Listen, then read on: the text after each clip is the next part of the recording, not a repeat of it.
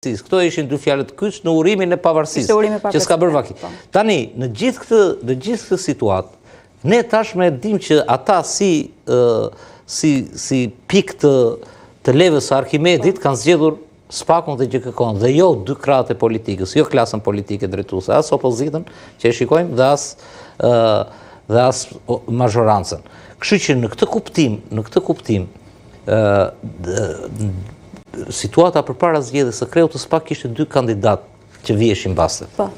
Ishte Adnan Zholi, shefi i sektorit të krimit të organizuar, për të cilën flet Amerika, se gjithë thoshin e kanë interesin. Këta, politika e korruptuar, dhe si thot, dëgjoj, interesi i madh i SBA-s dhe i BE-s është kundër krimit të organizuar. Dhe jo korrupsioni, domethënë se hajde korrupsion kanë të gjithë, ku pyesin ata se u bë korrupsion në Shqipëri, ata kanë hallin mos i furnizosh ti me droga ndej etj. Dhe ishte edhe tjetri që ishte shefi sektorit të antikorrupsionit. Dhe prevaloi antikorrupsioni. Dhe po të vësh me vëmendje re të pyetjet, ishte një antar i KLP-s që bëri 3 pyetje të inxhinieruara. Shumë interesante.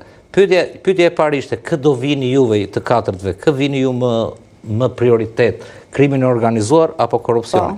Të 3 nga kandidatët thanë që për ne janë të barabartë në punën tonë edhe në legjislacionet gjithë. Vetë Klodian, bravo tha një përgjigje që unë e kam thënë për studio dhe që është dhe logjike.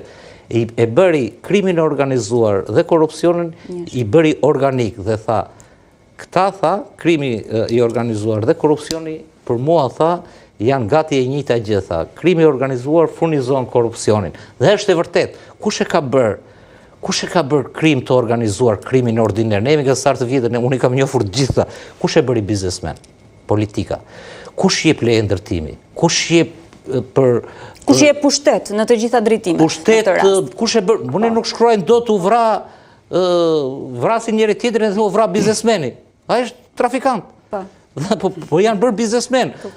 Ose të ta mbyll fare, është ajo shpreha e famshme të enkroçatet e Suel Çelës, që i thot atij, ore, i thot, pasi kishin marrë spitalin ca punëshor, i thot, ko të rrezikojmë ne me këtë të bardhën, i thot, që nga rahat me këto punët, me tenderat edhe me këto punët publike. Kështu që ato janë bashkë dhe në Shqipëri, po su zgjidh kjo nyje, ky përbashkim, ne më qartë i shikojmë gjatë zgjedhjeve, de facto. Apo ja? Absolutisht. Se derisa dhe opozita. Tani, gjithë historia është që Braua që ta mbyllse, zgjata Braua tha dhe një gjë tjetër, dhe tha një fjalë që i shpëtoi në një farë mënyrë, tha, "Ço, punën e krimit të organizuar, thot, që ka patur sukses etj, ne e kemi vënë në vijë, thot, sepse gati sikur tha që po merren ndërkombëtarët me ata, se na vijnë, e tha dhe ajo edhe një prokurorja tjetër. Doloresa. Të gjithë domethënë e theksuan dhe në fakt është realitet, ata që e njohin, ata që e njohin atje e dinë domethënë që aty për krimin e organizuar nuk bëhet asnjë gjë për ata dhe ata ndihmojnë me zbërthimin e telefonave, me gjurmimin e jashtë andaj të gjithave.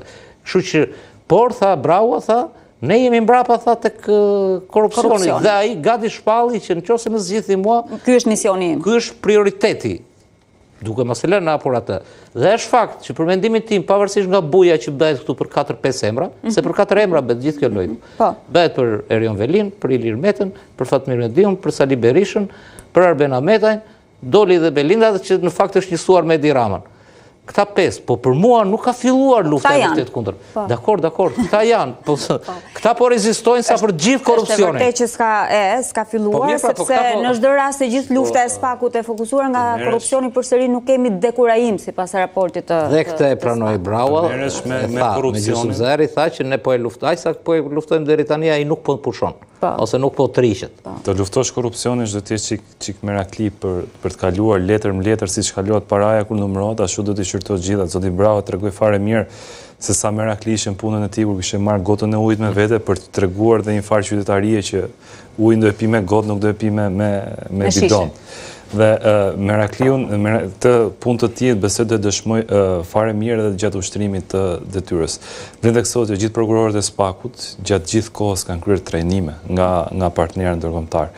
Dhe qenia shefi seksionit kundër korrupsionit sigurisht që ka qenë në krye të trajnimeve që kanë zhvilluar ndërkombëtarët. E thatë fare mirë që pjesa më e madhe e hetimeve ndaj krimit organizuar vjen si grupe përbashkëta operacionale me vende si Spanja, Italia, Gjermania. Në 6 raste i tha Zholi që kam qenuar. Ndërsa dhe çështjet e korrupsionit janë trajnuar enkas për t'i parë tamam si një merakli parash, fije më fije, çdo akt, çdo letër, çdo firmë të hedhur nga ana e zyrtarëve të lartë dhe tashmë do ta dëshmojnë në krye të SPAK-ut, sigurisht që ai nuk mund të orientojë prokurorët ti do bësh këtë, ti do bësh këtë, por një farë politike të përgjithshme mund ta jap si drejtues si SPAK-ut që çështjet e korrupsionit tashmë nuk do të jenë më dosje që rin kapic në prokurorinë e posaçme, por mund të jenë çështje të cilat do shihen me prioritet maksimal. Tani, dua të prek pak me ju edhe votimin e dieshëm në parlament. Kemi më në fund një avokat të ri populli, është Endri Shabani. Firmat i mblodhi nga ata që në fushat e quanin pateric të Edi Ramës, nga Partia Demokratike Sali Berisha, dhe votat i mori nga ata që Edi Rama eksaktësisht i quan të zotin Shabani